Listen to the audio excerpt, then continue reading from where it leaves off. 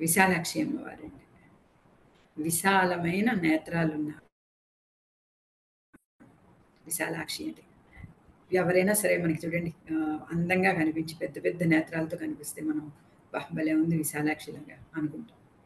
నిజంగానే ఆవిడ చాలా అందంగా కనిపిస్తారండి విశాలాక్షి.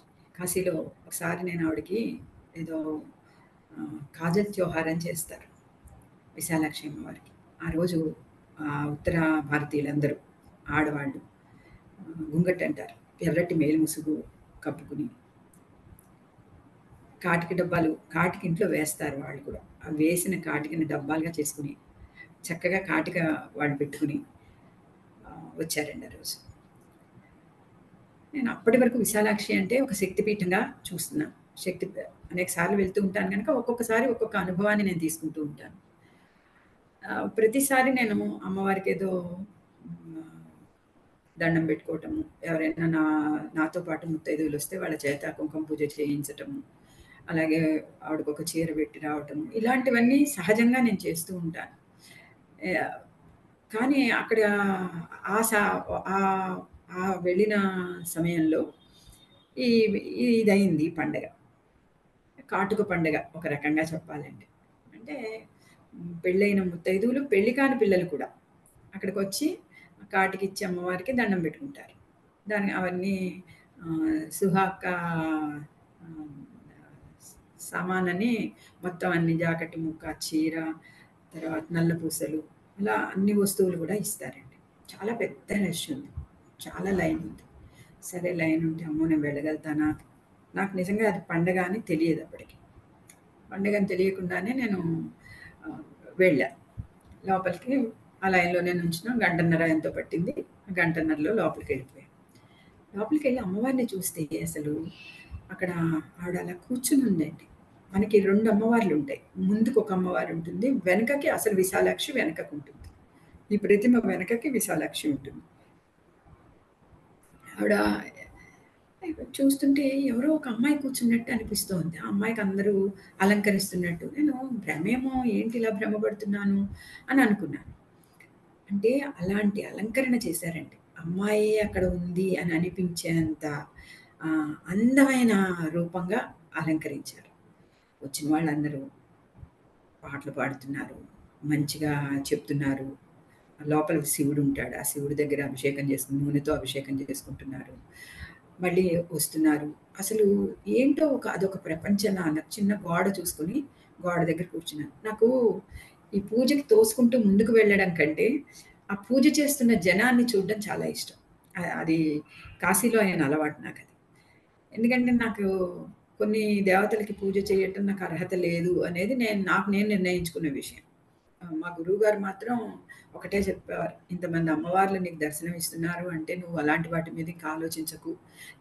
ఎవరైనా నీకేదైనా చేస్తే కూడా హాయిగా నువ్వు చేయించుకోవాలా ఇలా చెప్తున్నారు. కానీ మన స్వధర్మం అనేది ఒకటి ఉంటుంది కనుక దాన్ని నేను ఎప్పుడూ దాటనండి. నేను ప్రతిదానికి ముందుకెళ్ళి కూర్చోవటం గానీ అవన్నీ నేను నా అంతట నేనే చెయ్యను. చెయ్యకుండా వెనకకే వచ్చి కూర్చున్నాను ఆ రోజు. అలా వెనక్కి కూర్చున్నాను. ఒక ఆయన వచ్చి నా దగ్గరకి దండం పెడుతున్నారు. దండం పెట్టుకుంటుంటే ఇదేంటి అనంటే, "वो अम्मा उधर भी हैं, इधर भी हैं।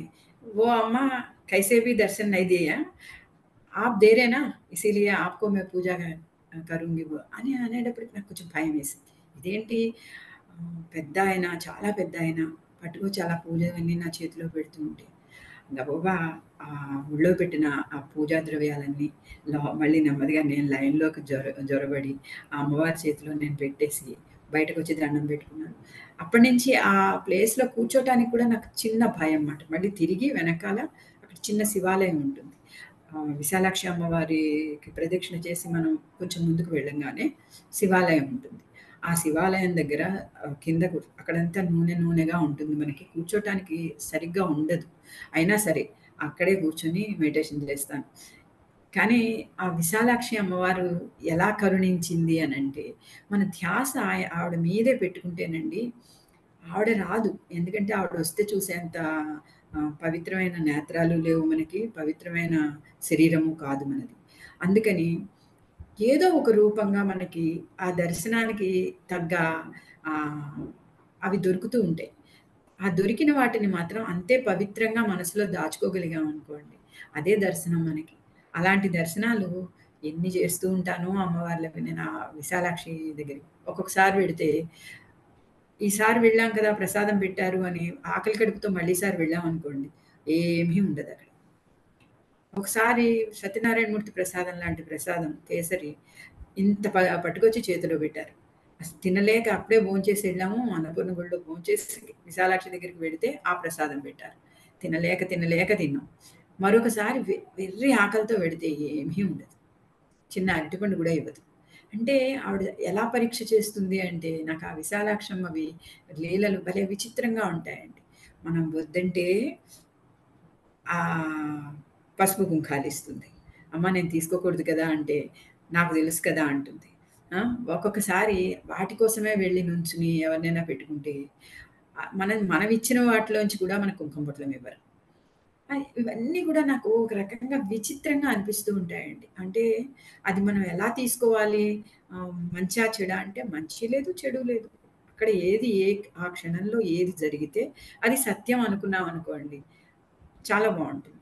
కానీ రష్ ఉందని ఆహ్, అమ్మవారిని దర్శనం చేసుకోకుండా మాత్రం రావద్దు మీరు. కొంచెం సేపు సహనం పెట్టి ఒక గంట, 2 గంటలవుతుంది. మొత్తం చేరేటప్పటికి. అదేంటంటే అవగాహన లోపం చాలా ఉంటుందండి కాశీలో.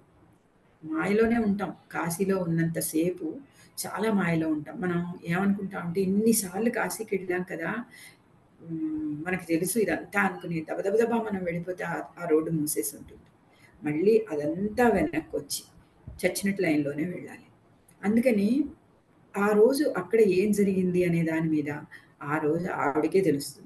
మనకి తెలియదు. ఆవిడ మనకి ఎలా దర్శనం ఇవ్వాలి అని అనుకుంటోందో, ఆ దర్శనాన్నే మనం చేసుకుందాం. ఆ విశాలాక్షి గురించి స్థల పురాణం కంటే కార్తీక మాసంలో అయ్యవారిని చూసి అమ్మవారిని చూడకుండా రాకూడదు అన్న నియమం పెట్టుకుని, ఎంత లేట్ అయినా సరే ఆ విశాలాక్షిని చూసి, తరించి వద్దాం.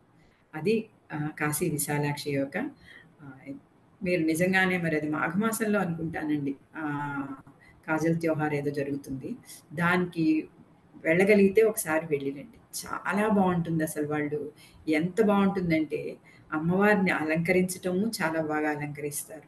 అమ్మవారిని చూడ్డానికి వెళ్ళే ప్రతి వ్యక్తి విశాలాక్షిలా కనిపిస్తుంది మనకి. అది ఒకసారి నేను ఎక్స్‌పీరియన్స్ చేసిన విషయం మాట. కాశీ విశాలాక్షిని చూసి ఎదురుగుండా ఉన్న వాటి షాప్స్‌లో పట్టు చీరలు కొనుక్కోవడం మర్చిపోకండి. చక్కటి పట్టు చీరలు దొరుకుతాయి. అది కొంచెం బేరాలుంటాయి. బేరం చేసే ఓపిక ఉండి, బేరం చేసుకుంటే అసలు ముందు ముఖ్యంగా ఆడవాళ్ళకి కాదు, మగవాళ్ళ పట్టు పంచెలు మాత్రం అక్కడే కొనుక్కోండి. విశాలాక్షి ఎదురుగుండా ఎర్రటి పట్టు పంచెలు, వైలెట్ కలర్ పట్టు పంచెలు, గ్రీన్ పట్టు పంచెలు, పసుపు పచ్చ పట్టు పంచెలు. అసలు రంగురంగులు మా నాన్నగారికి ఎంత ఇష్టంగా ఉండేదంటే నేను పట్టు పంచె తెస్తే రంగురంగులుగా భలే తెచ్చావే అనేవారు. ఆడవాళ్ళు ఏవే రంగులైతే కట్టుకుంటారో, ఆ రంగులు మగవాళ్ళు ఏవేవైతే ఇష్టపడతారో, ఆ రంగుల పట్టు పంచెలన్నీ అక్కడ దొరుకుతాయి. బెనారస్ పట్టు పంచె చాలా బావుంటుంది. 2 వాటిల్లో ఇలాంటి రంగురంగుల పట్టు పంచెలు దొరుకుతాయండి. ఒకటి ఒరిస్సా దగ్గరుంది. ఆహ్, ఆ ఒరిస్సా దగ్గరున్న దాంట్లో కూడా బరంపురం పట్టు. బరంపురం పట్టు ఒకటి రంగురంగులుగా దొరుకుతుంది.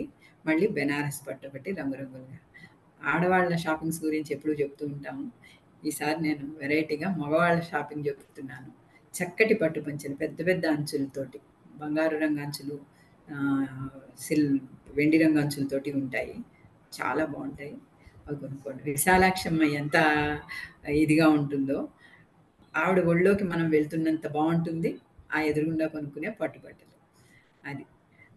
ఇవాళ మనం చెప్పుకుంటున్నది విశాలాక్షమ్మ గురించి అని అనుకున్నాం గదా! విశాలాక్షమ్మ గురించి నేనేమీ చెప్పలేనండి. ఆవిడ గురించి చెప్పాలి అంటే కళ్ళు మూసుకొని, మమేకమయ్యి ఆవిడతో ఉండగలిగే ఆ స్థితికి మనం ఎదగాలి. అలా ఎదగగలిగిన రోజు ఆవిడంతట ఆవిడే మన లోపలికొచ్చేస్తుంది.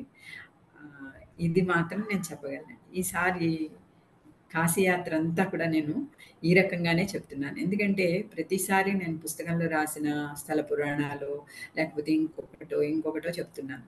వాటన్నింటికంటే గూడా అనుభూతి చెందే కాశీని దర్శించాలి అందరూ అనే ఒక చిన్న చిరు ఆశ మొదలైందండి నాకు.